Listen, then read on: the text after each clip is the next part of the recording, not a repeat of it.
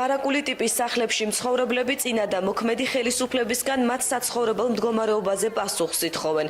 თამარის დასახლებაში მორიგი აქცია მოაწყვეს.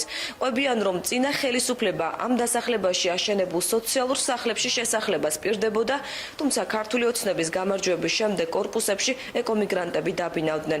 მათ აქვთ ასევე ბათუმის ყოფილი მერის რობერტ ჩხაიძის დროს გაფორმებული ურთიერთშეთანხმების მემორანდუმი.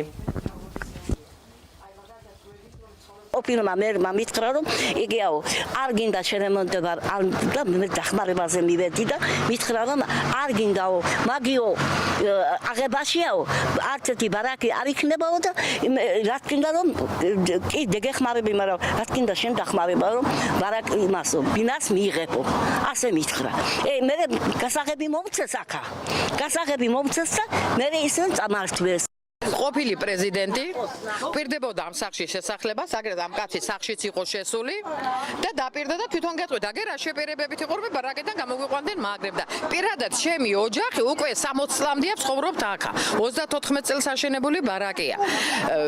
პირობები უკვე არა ახალ აშენებული კორპუსები იშლება არამც თუ აგი.